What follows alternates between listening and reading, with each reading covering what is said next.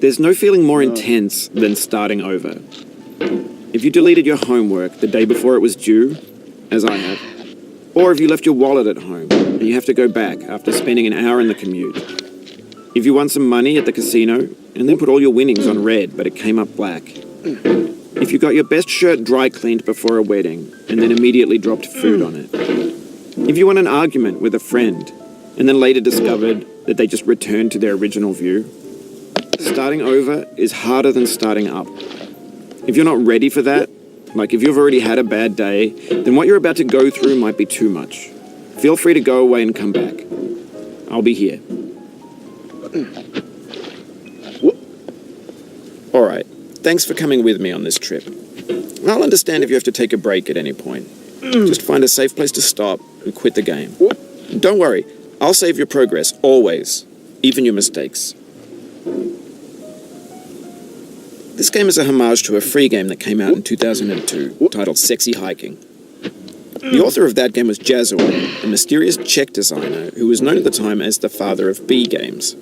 And B games are rough assemblages of found objects. Designers slap them together very quickly and freely, and they're often too rough and unfriendly to gain much of a following. They're built more for the joy of building them than as polished products.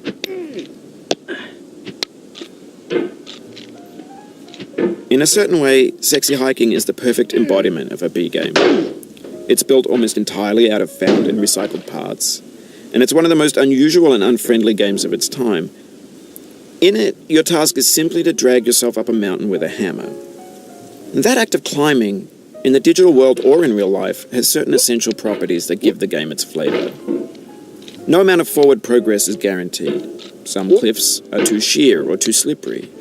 And the player is constantly, unremittingly in danger of falling and losing everything. Anyway, when you start Sexy Hiking, you're standing next to this dead tree that blocks the way to the entire rest of the game. It might take you an hour to get over that tree, and a lot of people never got past it. You prod and you poke at it, exploring the limits of your reach and your strength, trying to find a way up and over. And there's a sense of truth in that lack of compromise.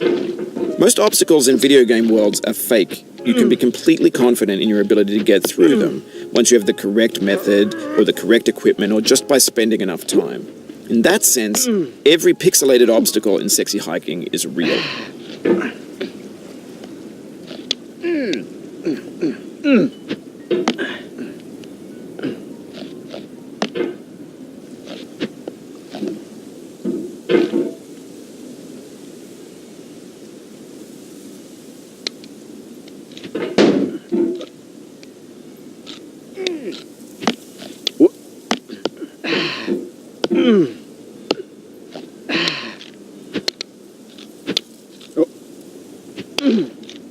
Oh, you just lost a lot of progress. That's a deep frustration, a real punch in the gut.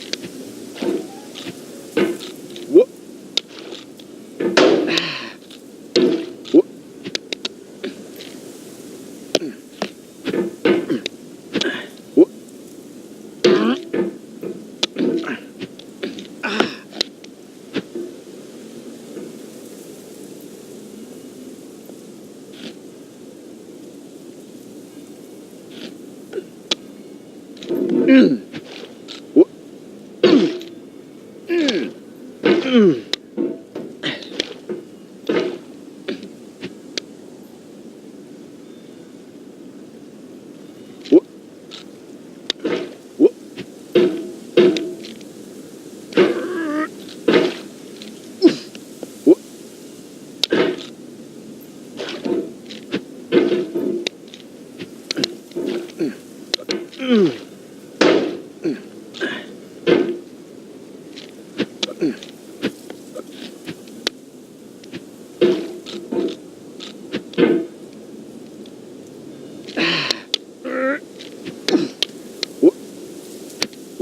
sorry about that.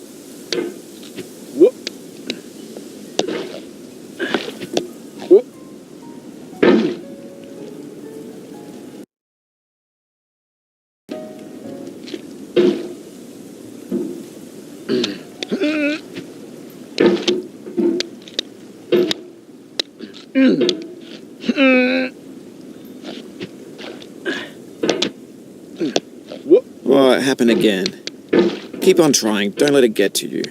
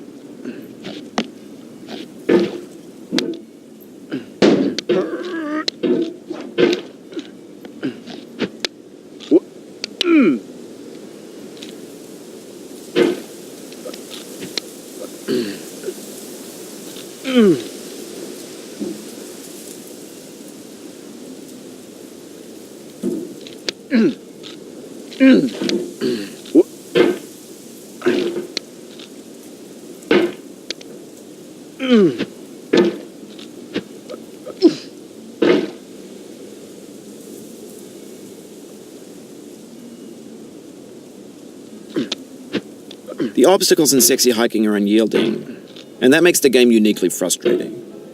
But I'm not sure Jazzuo intended to make a frustrating game. The frustration is just essential to the act of climbing, and it's authentic to the process of building a game about climbing. A funny thing happened to me as I was building this mountain. I'd have an idea for a new obstacle, and I'd build it, test it, and it would usually turn out to be unreasonably hard. But I couldn't bring myself to make it easier. It already felt like my inability to get past the new obstacle was my fault as a player rather than as a builder. Imaginary mountains build themselves from our efforts to climb them, and it's our repeated attempts to reach the summit that turns those mountains into something real.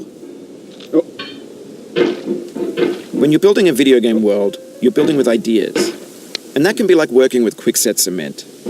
You mold your ideas into a certain shape that can be played with, and in the process of playing with them, they begin to harden and set until they're immutable, like rock. And at that point, you can't change the world, not without breaking it into pieces and starting fresh with new ideas.